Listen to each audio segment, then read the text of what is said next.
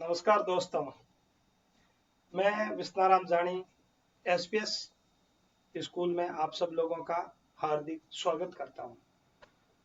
काफी लंबे समय के पश्चात कोरोना के बाद में सभी विद्यालय पूर्णतः खुल चुके हैं, जिसमें आप सभी लोगों से निवेदन करना चाहता हूं कि अपने लाडलों को हमारे विद्यालय एसपीएस में भेजकर शिक्षा ग्रहण कराते हुए उनके उज्जवल भविष्य के लिए आशीर्वाद की कामना करता हूं।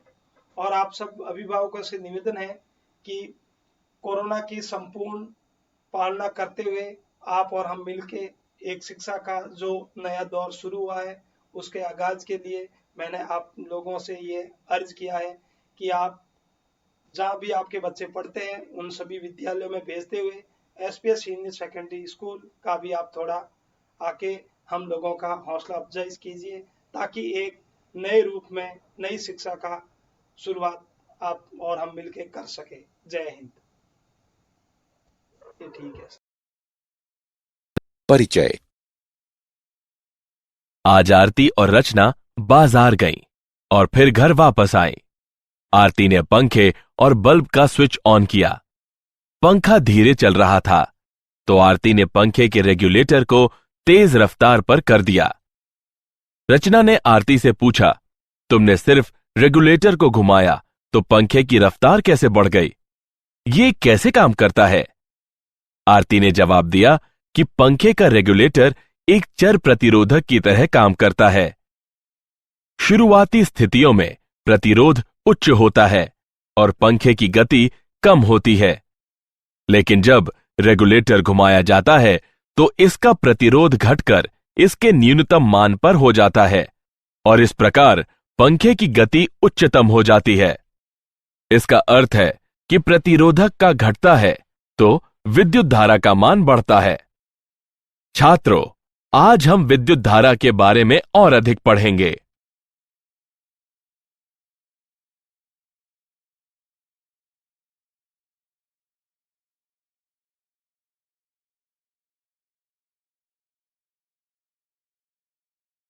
उद्देश्य।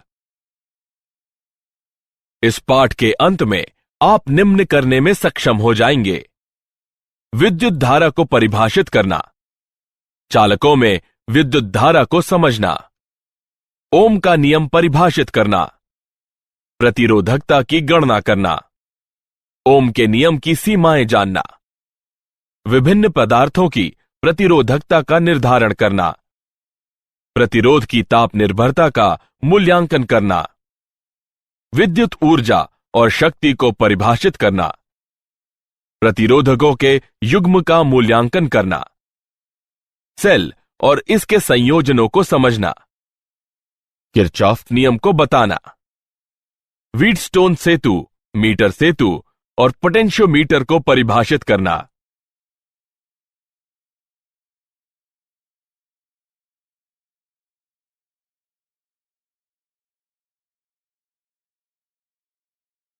विद्युत धारा किसी पृष्ठीय क्षेत्रफल से एकांक समय में प्रवाहित होने वाले आवेश की दर को विद्युत धारा कहते हैं।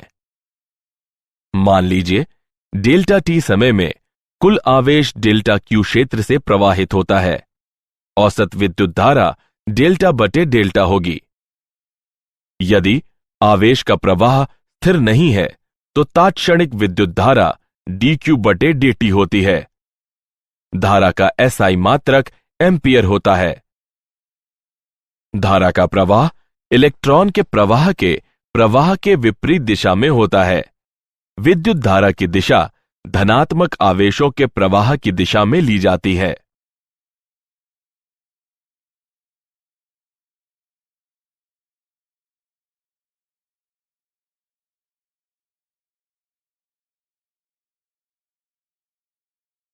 चालकों में विद्युत धारा। किसी चालक में धारा के प्रवाह के लिए उसमें विभवांतर होना आवश्यक है। धारा का प्रवाह उच्च विभव से निम्न विभव की दिशा में होता है।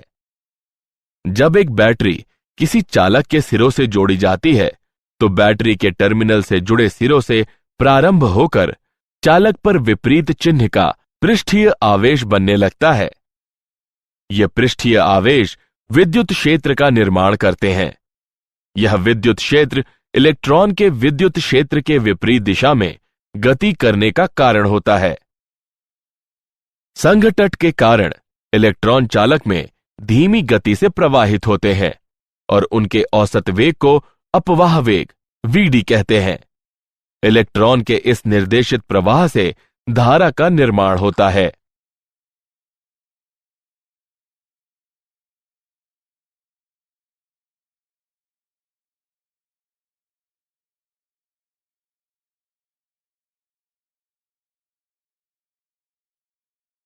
ओम का नियम। ओम के नियम के अनुसार किसी चालक धातु का विभवांतर उसमें प्रवाहित विद्युत धारा के अनुक्रमानुपाती होता है या V बराबर IR, जहां अनुपातिकता स्थिरांक R को चालक पदार्थ की प्रतिरोधकता कहते हैं। प्रतिरोधकता का SI मात्रक ओम होता है। कोई भी विद्युत यंत्र जो विद्युत धारा के प्रवाह का एक निश्चित मात्रा में प्रतिरोध करे तो उसे प्रतिरोधक कहते हैं। हम प्रतिरोध को इस चिन्ह द्वारा व्यक्त करते हैं। हम कल्पना करते हैं कि I लंबाई के एक तार में समरूप विद्युत क्षेत्र E और अनुप्रस्थ भाग का क्षेत्रफल A है। तार के सिरों के बीच विभवांतर दिया है V बराबर EI, लेकिन I बराबर A बटे रो L गुणन V, जहां रो पदार्थ की प्रतिरोधकता है।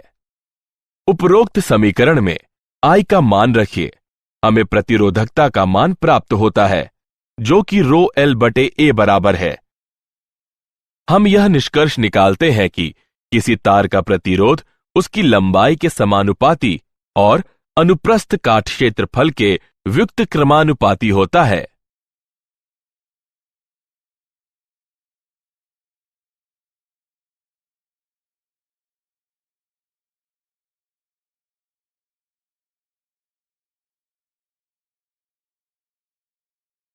इलेक्ट्रॉन का अपवाह और प्रतिरोधकता का उद्गम। जब विद्युत क्षेत्र प्रयुक्त नहीं होता है तो इलेक्ट्रॉनों की यादृच्छिक तापीय वेग किसी भी दिशा में नेट धारा नहीं उत्पन्न करते। जब विद्युत क्षेत्र प्रयुक्त होता है तो प्रत्येक इलेक्ट्रॉन विद्युत क्षेत्र की दिशा के विपरीत त्वरण महसूस करता है। A बराबर ऋण E बटे M। एक काल अंतराल डेल्टा T विद्युत क्षेत्र के कारण इलेक्ट्रॉन के वेग में परिवर्तन E त्वरण और काल अंतराल के गुणन के बराबर होता है। यदि टाउ संघटटों के बीच औसत समय है, इलेक्ट्रॉन का औसत अपवाह वेग त्वरण और टाउ के गुणन के बराबर होता है। मात्रा टाउ को विश्रांति काल कहते हैं। यह निकाय को संघटट द्वारा साम्य ताप की अवस्था में वापस आने में लगा समय की मात्रा के बराबर होता है। धारा घनत्व को निम्न प्रकार व्यक्त किया जाता है। J बराबर ऋण NeVd। उपरोक्त समीकरण में Vd का मान रखने पर हमें प्राप्त हुआ J बराबर Ne वर्ग टाउ बटे M गुणन E। अतः पदार्थ की चालकता है सिग्मा बराबर Ne वर्ग टाउ बटे M और पदार्थ की प्रतिरोधकता है रो बराबर M बटे N गुणन E वर्ग टाउ। गतिशीलता। किसी चालक पदार्थ में गतिशील आवेश वाहक की गतिशीलता प्रति विद्युत क्षेत्र अपवाह वेग के परिणाम के रूप में परिभाषित होता है। गतिशीलता म्यू बराबर Vd बटे E, जो कि E टाउ बटे M के बराबर होता है।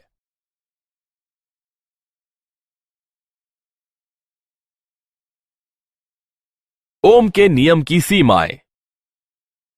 हालांकि ओम का नियम बहुत से पदार्थों के लिए सत्य पाया गया है, फिर भी विद्युत परिपथ में प्रयुक्त ऐसे कई पदार्थ और यंत्र हैं जिनमें V और I में समानुपातिकता नहीं होती।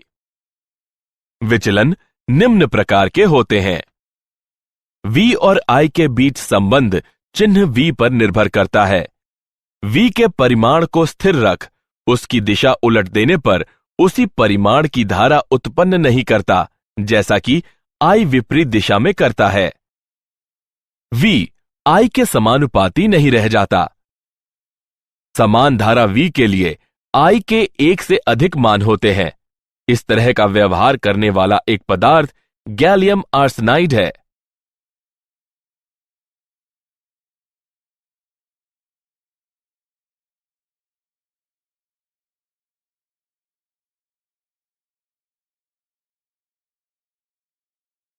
विभिन्न पदार्थों की प्रतिरोधकता। प्रतिरोधकता पदार्थों का नैसर्गिक गुण होता है। चालकों जैसे तांबा में निम्न प्रतिरोधकता होती है।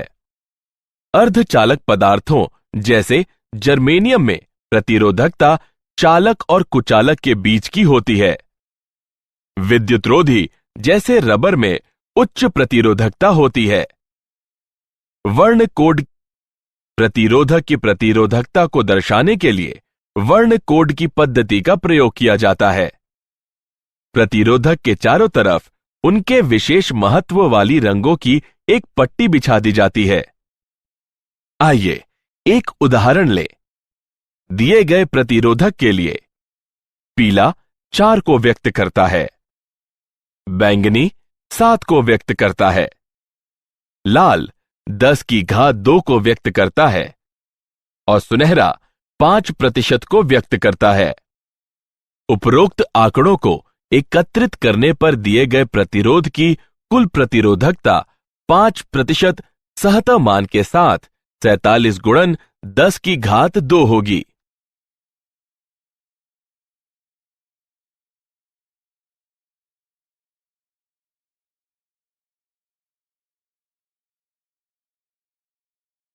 प्रतिरोधकता की ताप पर निर्भरता। किसी पदार्थ की प्रतिरोधकता ताप पर निर्भर करती है। ताप और प्रतिरोधकता का अंतर संबंध निम्न प्रकार व्यक्त किया जाता है, जहां रो और रो नॉट क्रमशः टी और टी नॉट ताप पर प्रतिरोधकताएं हैं। अल्फा को प्रतिरोधकता ताप गुणांक कहते हैं। धातुओं में ताप में वृद्धि के साथ ही प्रतिरोधकता में वृद्धि होती है और अल्फा का मान धनात्मक होता है। मिश्र धातुओं में प्रतिरोधकता बहुत अधिक होती है, लेकिन ताप निर्भरता क्षीण होती है। मिश्र धातु में पूर्ण शून्य ताप पर भी अवशेष प्रतिरोधकता होती है, जबकि शुद्ध धातु में पूर्ण शून्य ताप पर उपेक्षणीय अति न्यून प्रतिरोधकता होती है। अर्धचालकों में ताप में वृद्धि होने पर प्रतिरोधकता कम होती है और अल्फा ऋणात्मक होता है। विद्युत ऊर्जा और शक्ति। कल्पना कीजिए कि एक परिपथ में धारा I है और उसके दो सिरों A और B के बीच विभवांतर V है। काल अंतराल डेल्टा T में आवेश की एक मात्रा डेल्टा Q बराबर I डेल्टा T परिपथ के बिंदु A से B बिंदु की ओर चलती है और विद्युत क्षेत्र द्वारा किया गया कार्य है। जिस दर से विद्युत ऊर्जा किसी परिपथ के एक भाग में प्रवेश करती है उसे विद्युत शक्ति निवेश कहते हैं। शक्ति का SI मात्रक वॉट होता है। प्रतिरोधक में क्षयित शक्ति। जब किसी प्रतिरोधक में विभवांतर V उपस्थित हो, प्रतिरोधक के मुक्त इलेक्ट्रॉन में विद्युत क्षेत्र द्वारा त्वरण उत्पन्न किया जाता है और उनमें गतिज ऊर्जा का संचार होता है। ये इलेक्ट्रॉन प्रतिरोधक पदार्थ के परमाणुओं से संघटन करने पर उन्हें अपनी गतिज ऊर्जा का एक अंश प्रदान करते हैं। प्रतिरोधक में ऊर्जा का यह स्थानांतरण प्रतिरोधक के ताप में वृद्धि कर देता है। प्रतिरोध में शक्ति निवेश निम्न प्रकार व्यक्त की जाती है।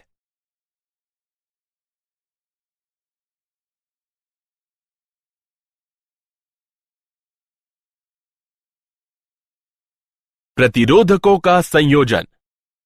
दो या अधिक प्रतिरोधकों को किसी भी मात्रा के वांछित मात्रा का तुल्य प्रतिरोध प्राप्त करने के लिए एक दूसरे से एक निश्चित क्रम में संयोजित किया जा सकता है। प्रतिरोधकों के संयोजन सा समतुल्य प्रतिरोध को एक ऐसा एकल प्रतिरोधक माना जाता है जो पूरे संयोजन के वोल्टेज और शेष परिपथ की धारा I में परिवर्तित किए बगैर संयोजन को प्रतिस्थापित कर देता है। प्रतिरोधकों के संयोजन के दो प्रकार हैं, श्रेणी संयोजन और पार्श्व संयोजन। श्रेणी में प्रतिरोध। प्रत्येक प्रतिरोधक में प्रवाहित धारा ही संयोजन में प्रवेश करने वाली धारा होती है। पूरी श्रेणी संयोजन का विभव पात सभी प्रतिरोधकों के विभव पातों के योग के बराबर होता है। श्रेणी में प्रतिरोधकों की किसी भी संख्या के लिए समतुल्य प्रतिरोधक सभी प्रतिरोधकों के योग के बराबर होता है। समतुल्य प्रतिरोध श्रेणी संयोजन के सबसे बड़े प्रतिरोध से बड़ा होता है। पार्श्व प्रतिरोध। प्रत्येक प्रतिरोधक में विभव पात समान होता है। संयोजन में प्रवेश करने वाली कुल धारा सभी प्रतिरोधकों की धारा के योग के बराबर होती है। पार्श्व में प्रतिरोधकों की किसी भी संख्या के लिए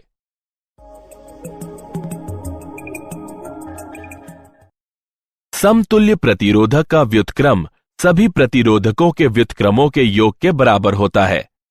समतुल्य प्रतिरोध संयोजन की सबसे छोटे प्रतिरोध से छोटा होता है।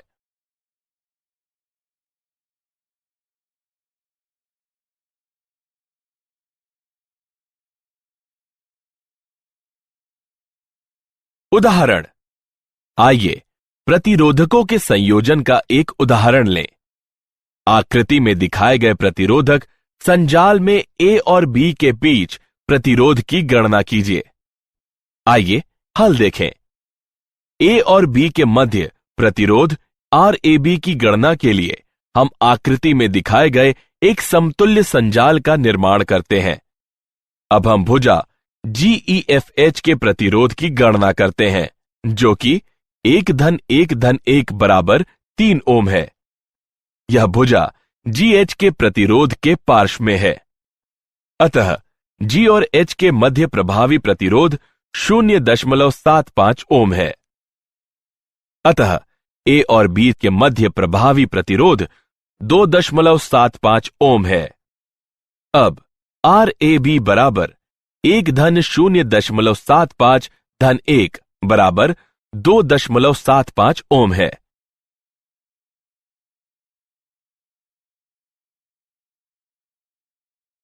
सेल किसी प्रतिरोधक में धारा के स्थायी प्रवाह के लिए संपूर्ण प्रतिरोधक में विभवांतर को बनाए रखता है। जब धारा प्रवाहित होती रहती है तो सेल के ऋणात्मक टर्मिनल पर धनात्मक आवेश एकत्रित होते रहते हैं। जब तक ये ऋणात्मक टर्मिनल के ये धनात्मक आवेश सेल के अंदर स्थित विद्युत अपघटय के माध्यम से धनात्मक टर्मिनल पर स्थानांतरित नहीं हो जाते, तब तक दोनों टर्मिनलों के बीच विभवांतर को स्थिर रखना संभव नहीं है। सेल के अंदर स्थित विद्युत अपघटय के माध्यम से एक टर्मिनल से दूसरे टर्मिनल तक आवेश के स्थानांतरण के लिए कार्य करने की आवश्यकता है, क्योंकि विद्युत अपघटनी विलयन आवेश की गति के खिलाफ प्रतिरोध उत्पन्न करता है। इसे सेल का आंतरिक प्रतिरोध कहते हैं। EMF। सेल के अंदर निम्न विभव वाले टर्मिनल से उच्च विभव वाले टर्मिनल की तरफ आवेश की गति के लिए प्रति एकक आवेश में किए गए कार्य को विद्युत वाहक बल EMF कहते हैं। सेल का EMF होता है E बराबर I गुणे R प्लस R। यहां R वाह प्रतिरोध है, R आंतरिक प्रतिरोध है, I परिपथ में उपस्थित धारा है। एक आदर्श सेल में 0 आंतरिक प्रतिरोध होता है। परिपथ में प्रयुक्त वोल्टता सेल के EMF के बराबर होती है।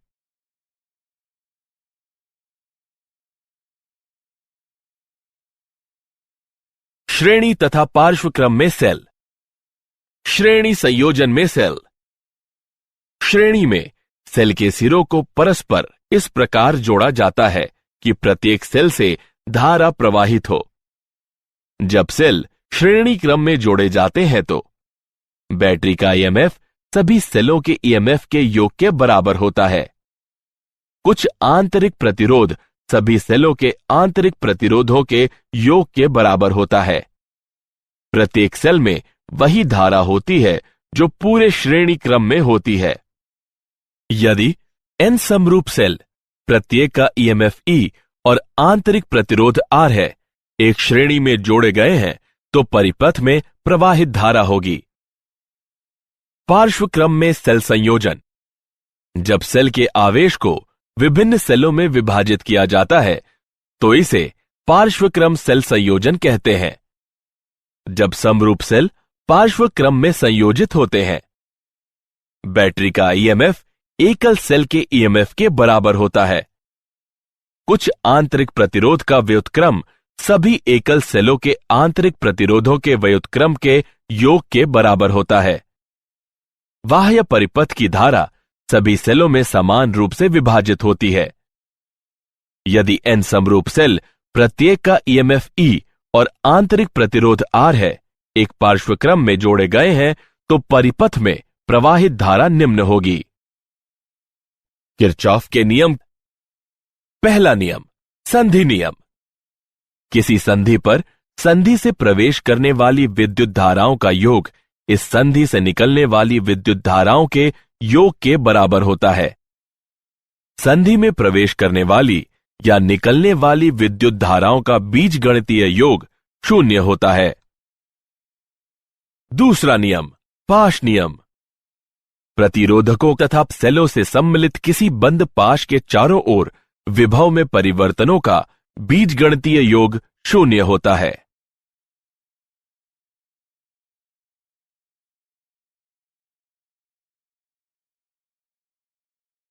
व्हीटस्टोन सेतु।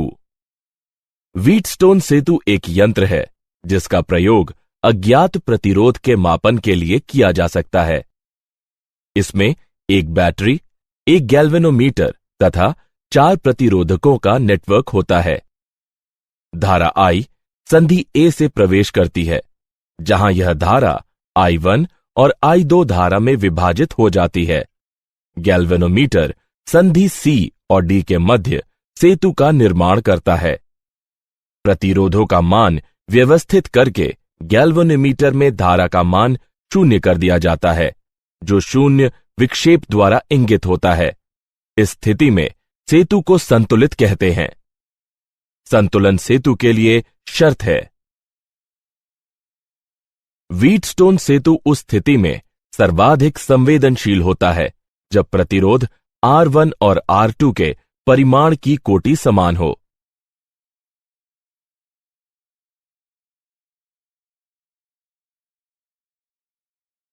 मीटर सेतु। मीटर सेतु व्हीटस्टोन सेतु की एक प्रायोगिक युक्ति है। यह यंत्र 1 मीटर लंबे एक समान अनुप्रस्थ काट क्षेत्रफल वाले तार से निर्मित होता है, जिसे 2 टर्मिनलों A और C के बीच एक लकड़ी की पट्टी पर एक समानांतर मीटर स्केल, जो तार के किसी भी भाग की लंबाई माप सकती है, के साथ कस दिया जाता है। हम सेल को पूरे तार, जिसकी लंबाई AC है, से जोड़ देते हैं। गैल्वेनोमीटर का एक सिरा रिक्तियों के मध्य बीचों बीच बिंदु D पर तांबे की पट्टिका से जुड़ा रहता है और दूसरा सिरा एक जॉकी से जुड़ा होता है, जिसे तार के किसी भी वांछित बिंदु से जोड़ा जा सकता है। एक प्रतिरोध बॉक्स R रिक्ति G1 से जुड़ा होता है और अज्ञात प्रतिरोध S रिक्ति G2 से जुड़ा होता है। संतुलन की अवस्था में हम पाते हैं, अज्ञात प्रतिरोध की गणना के लिए हमें केवल संतुलन लंबाई ही की शुद्ध परिगणना करनी होती है।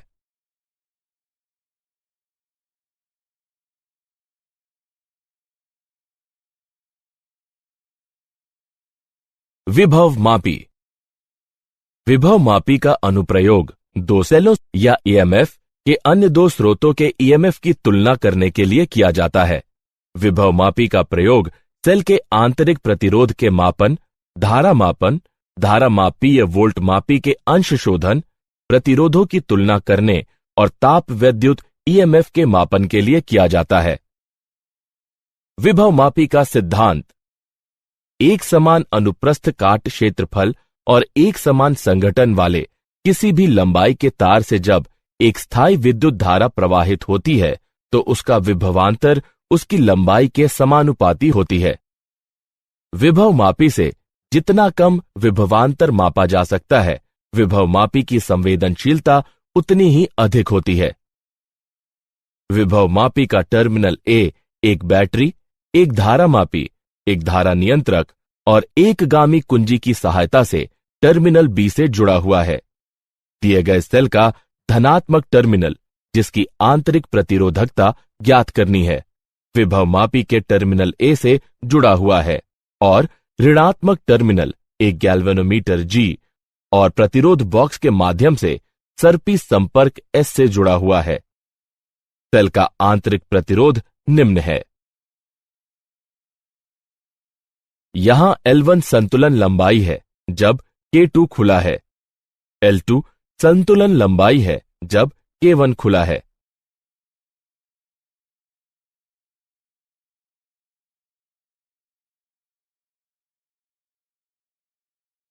क्या आप जानते हैं, जॉर्ज साइमन ओम विद्युत धारा का विद्युत वाहक बल मापना चाहते थे। उन्होंने पाया कि कुछ चालक अन्य से बेहतर कार्य करते हैं और उन्होंने उनके अंतर का निर्धारण किया। उन्होंने कुछ समय तक ओम के नियम की घोषणा के लिए प्रतीक्षा की, क्योंकि उनके मित्रों को उनका सिद्धांत स्वीकार नहीं था। प्रतिरोध का मात्रक उन्हीं के नाम पर रखा गया है। तड़ित वायुमंडल में विद्युत का प्रक्षेपण होता है। तड़ित विद्युत करीब 2,10,000 किलोमीटर प्रति घंटा की दूरी तय कर सकती है और इसका ताप 30,000 डिग्री सेल्सियस तक पहुंच जाता है।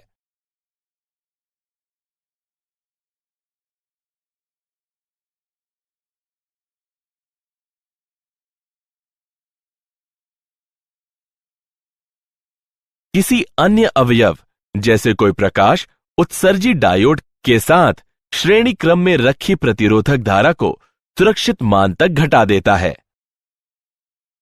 बैटरी विस्फोट बैटरी के दुरुपयोग या खराबी के कारण होता है, जैसे कि रिचार्ज न होने वाली बैटरी को रिचार्ज करना या बैटरी में शॉर्ट सर्किट हो जाना। कार की बैटरियों में जब शॉर्ट सर्किट से अत्यधिक विद्युत धारा उत्पन्न हो जाती है तो उनके विस्फोट की ज्यादा संभावना होती है।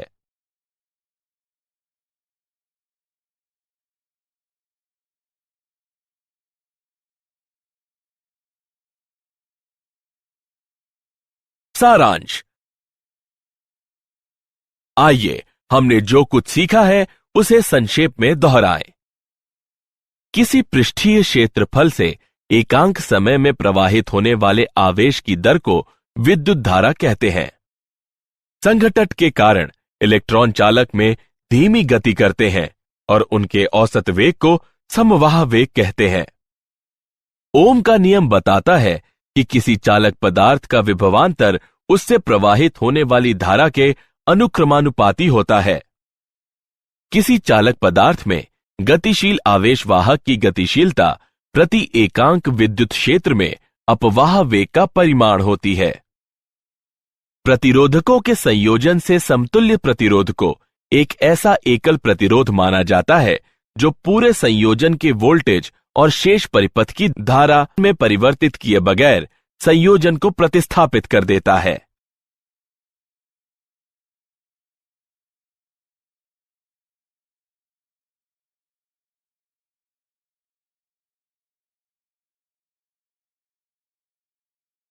सेल के अंदर निम्न विभव वाले टर्मिनल से उच्च विभव वाले टर्मिनल की तरफ आवेश की गति के लिए प्रति एकक आवेश में किए गए कार्य को विद्युत वाहक बल कहते हैं।